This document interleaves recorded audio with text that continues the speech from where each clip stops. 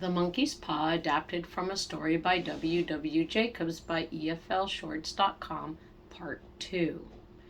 Chapter 4. The next morning it was sunny. Mr. White laughed at himself. Why was I so afraid last night, he wondered.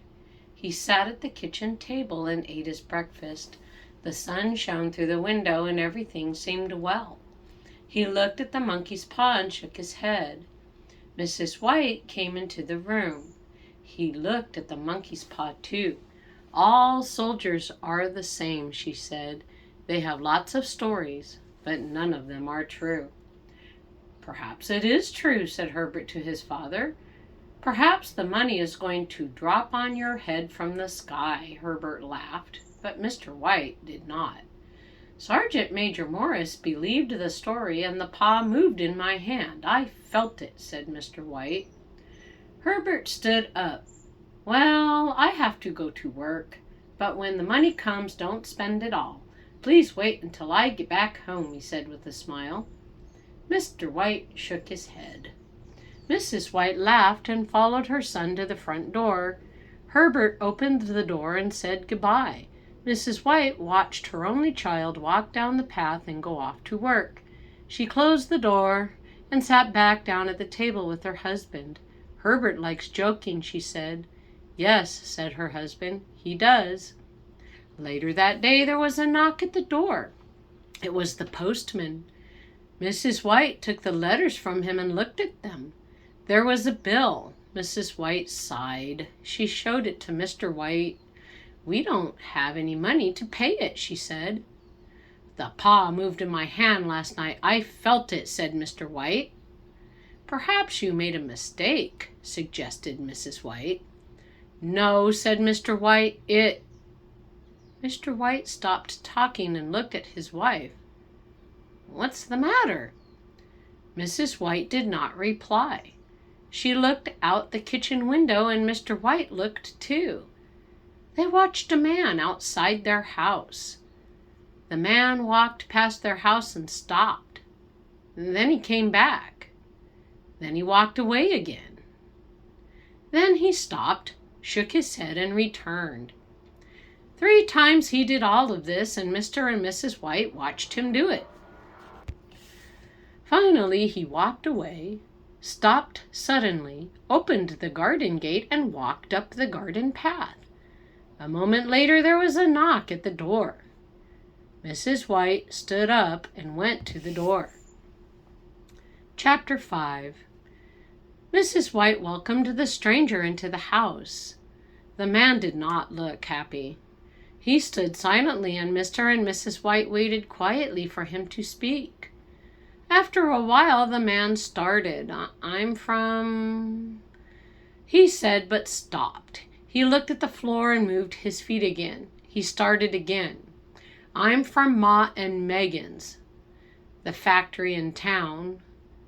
Mr. and Mrs. White recognized his name immediately. Their son, Herbert, worked at Ma and Megan's.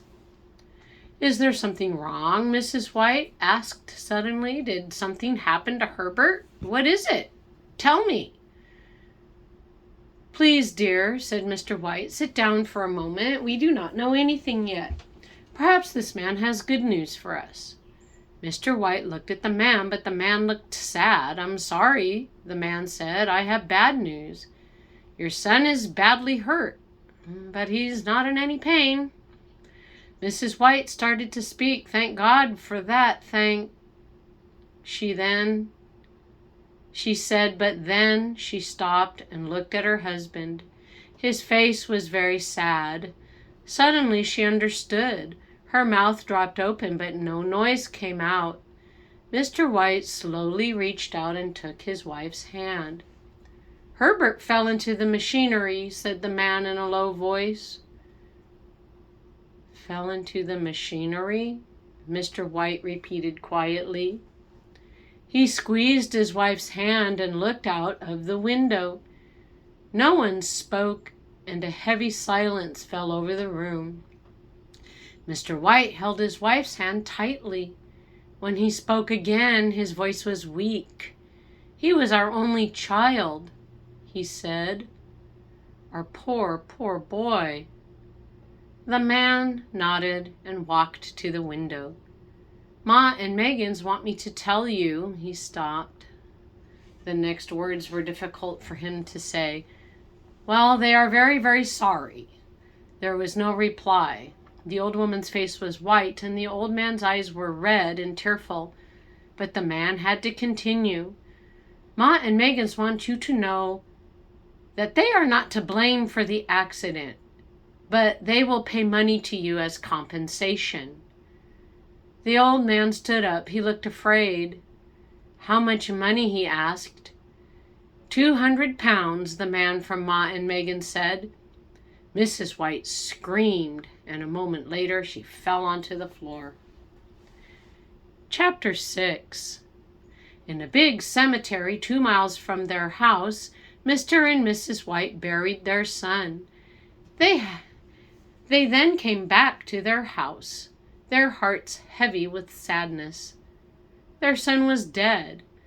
It all happened so quickly. Mr. and Mrs. White could not think of life without Herbert. The days passed long, lonely, and silent.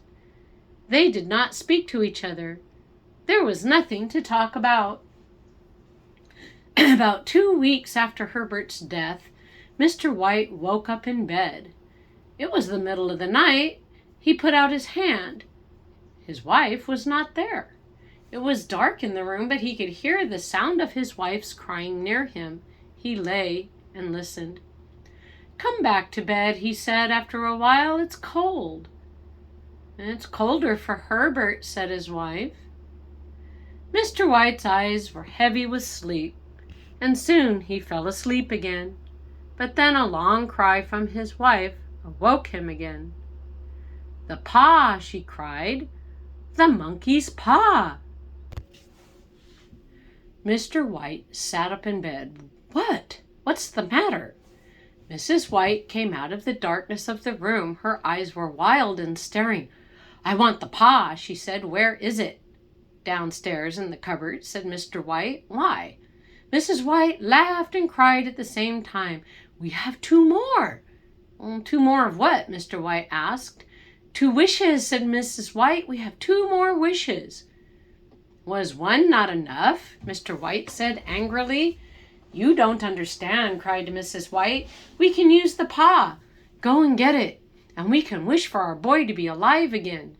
Mr. White stared at his wife. "Are you mad?" he asked. "Get it," cried Mrs. White. "Get it quickly and wish. Herbert's life depends on it." "Get back into bed," said Mr. White. "You don't know what you are saying." But Mrs. White continued. "The first wish came true," she said, her eyes full of tears. "Why not the second? Go and get it and make a wish." "Herbert died more than 10 days ago," said Mr. White, his voice shaking. "We cannot wish for this." "Bring him back," said Mrs. White. "Bring my boy back." Slowly Mr. White got out of bed. He went downstairs into the kitchen. Then he opened the cupboard and looked in. The monkey's paw was still there. The wind howled outside in the dark. Mr. White became afraid. His body went cold and his legs shook. With the paw in his hand, he went back upstairs and into the bedroom. His wife sat on the bed waiting. She watched him closely from mad eyes. Mr. White was afraid of his own wife. "Make a wish," Mrs. White cried in a strong voice. "Bring my boy back. Do it." I can't," said Mr. White. "Do it," cried Mrs. White. Slowly, Mr. White held up his right hand and began to say the words. "I wish my son alive again." Chapter 7. Mr. White sat and waited. A candle burned in the corner of the room. Mrs. White looked out the window, but nothing happened. The wish didn't come true, thought Mr. White, and he felt glad. Then the candle spluttered and went out. In the darkness, Mr. White slowly walked to his bed and got in. After some time, his wife came and sat on the bed. They didn't speak. Both heard the ticking of the clock downstairs. It was a windy night, and the house made other noises too. The stairs squeaked, and the gate banged outside. After some time, Mr. White got out of bed. His wife sat silently. She stared into the dark. Mr. White found some matches. He lit one and went back downstairs for a candle. The wind still howled outside. At the bottom of the stairs, the match went out. Mr. White tried to light another, and then he heard it. At first, he thought it was the wind, but it was a knock, a soft knock, the sound of knuckles against wood. Terror flooded through Mr. White's body. He dropped the matches on the floor. He stared at the door. The knock came again. This time he turned and ran up the stairs to his room. He closed the bedroom door, but there was another knock from downstairs. "What is that?" Mrs. White cried. "Nothing," said the old man. Another knock. This time it was loud and heavy. "It's Herbert," said Mrs. White. "It's him." She ran to the bedroom door, but Mr. White stood in front of her. He took her by the arm and held her. "What are you going to do?" he shouted. "It's my boy. It's Herbert," she cried. "I forgot the cemetery was 2 miles away. Why are you holding me? Let me go. I must open the door." "Oh, no," begged Mr. White. "Please don't let it in." "Are you afraid of your own son?" screamed Mrs. White. "Let me go.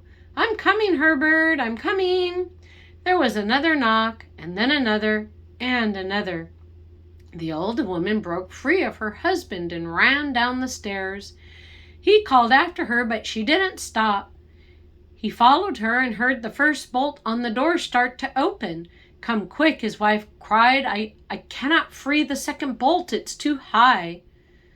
But Mr. White did not come to help her. He wanted to find the monkey's paw. He wanted to find it before the thing outside got in. More knocks at the door. Long, slow, and loud. Mr. White looked up and saw his wife put a chair against the door and stand on it. His wife began to pull the second bolt, but at that same moment, Mr. White found the monkey's paw, and he made his last wish. Suddenly, the knocking stopped. Mr. White heard the bolt slide, the chair go back, and the front door open. The cold wind howled, and so did his wife. He ran to the door. Outside, there was nothing but a quiet, empty street.